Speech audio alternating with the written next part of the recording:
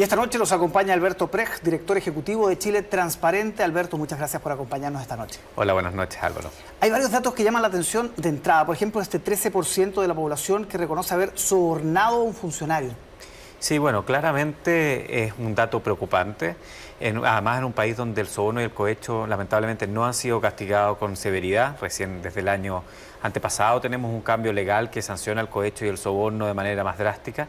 Y claramente, si uno lo compara con Latinoamérica, es más bajo este índice, pero sigue siendo un índice bastante preocupante. Sobre todo en algunas áreas donde, si bien los índices son menores, esto ocurre, como lo hemos visto en el registro civil, como en caso de los servicios de salud, servicios de educación.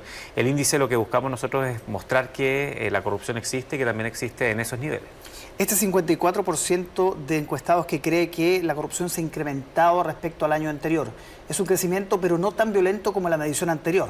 Así es. Bueno, si uno ve la serie, la medición anterior es del año 2017, este índice lo sacamos cada 2 años, mostraba que el 80% de los chilenos y chilenas creían que la corrupción había crecido. Bueno, esto muy marcado por los escándalos de corrupción que ocurrieron en esos años. Financiamiento ilegal, también los primeros indicios de Carabineros, los primeros indicios del Milico Gate. Sí. Hoy día es el 54%, claro, no nos tiene que alegrar que más de la mitad de la población cree que la corrupción ha empeorado en Chile, pero también hay un 30% que cree que se ha mantenido estable y que efectivamente esta situación está relativamente bajo control, que también demuestra que ha habido alguna determinada reacción. Pero esa reacción más bien ha sido en el ámbito preventivo, hacia futuro, pero lamentablemente no hemos cerrado de buena forma nuestro pasado corrupto, por decirlo así. El Congreso sale muy golpeado. 2/3 cree que todos o la mayoría de sus miembros son corruptos. Bueno, sin duda esta es la percepción de los ciudadanos, pero la percepción se construye en base muchas veces de pedazos de realidad y muchas veces también de sensaciones de las cosas que van dejando. Por ejemplo, declaraciones, actitudes, lo hemos visto con el tema de los viáticos, con el tema de los viajes, el reportaje del Congreso Papers, que Chile Transparente también ayudó a realizar hace algunos años, demuestran que el Congreso Nacional todavía necesita dar pasos mucho más firmes. Recuerda que el Congreso Nacional, por ejemplo, no tiene hoy día un control externo, sigue siendo controlado por las comisiones de ética. Entonces, cada vez que, por ejemplo, ocurre algo como el del diputado Durán hace pocas semanas, que recibía esta mesada de su padre, y uno ve que las sanciones de un poco por ciento, del 2% de su sueldo, claramente la percepción que se crea es que aquí hay algo mal. Entendiendo que la gente entiende por corrupción cualquier tipo de abuso, más allá de lo que el tipo penal corrupción o tipos penales de corrupción se puede decir en el código. Absolutamente. Otro aspecto que llama la atención, Alberto, es que un 20% dice que recibió algún tipo de regalos de candidatos.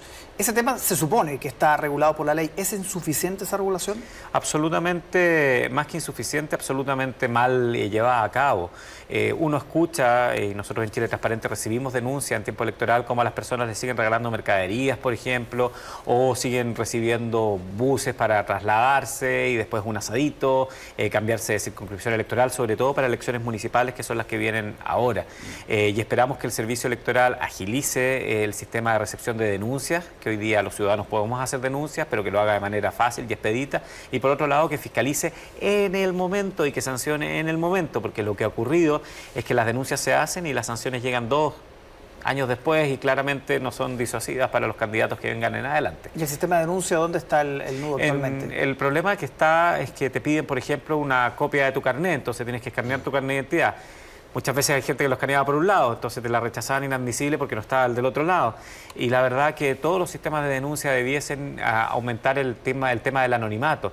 No para que hayan denuncias infundadas, etcétera, pero sí para que las personas puedan de manera expedita y fácil, tal como se hace una solicitud de transparencia, poder llegar a entregar esa información a la autoridad. Hablábamos de los escándalos de corrupción, de financiamiento ilegal de la política, Soquimich, Penta, etcétera. Hubo una comisión en el gobierno anterior, Comisión Engel, hubo medidas. ¿Qué faltó ahí y cómo recoge eso, si es que lo recoge, esta nueva agenda de probidad que ha anunciado el gobierno? Bueno, hubo medidas bastante macizas. La agenda de probidad que ha anunciado el ministro Blumel también es bastante maciza, pero nos falta entender que la corrupción hay que atacarla de distintas maneras. Todavía seguimos teniendo más bien agendas de integridad, agenda de probidad, agenda de transparencia y no agendas anticorrupción.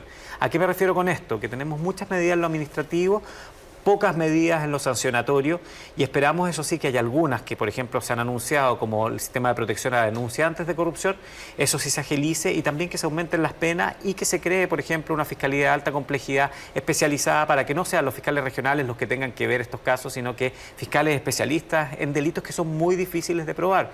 Las personas y los ciudadanos nos sorprendemos de por qué los corruptos no van a la cárcel y una de las razones de por qué no van a la cárcel es porque el sistema de pruebas requiere que la prueba tiene que ser más allá de toda duda razonable.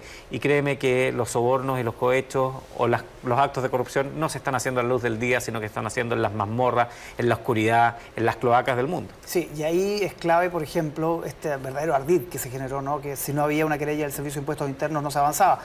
¿Ha cambiado eso? ¿Es posible que cambie con esta nueva agenda de probidad? Bueno, eso no está en la agenda. No estuvo en la agenda del gobierno anterior. De hecho, bueno, con el gobierno anterior fue claramente el cambio de mano del Servicio de Impuesto Interno. Un Servicio de Impuesto Interno al principio que dijimos, acá cambió. Un Servicio de Impuesto que va a la justicia, que ejerce su acción penal. A un Servicio de Impuesto que decía, yo prefiero recaudar que perseguir.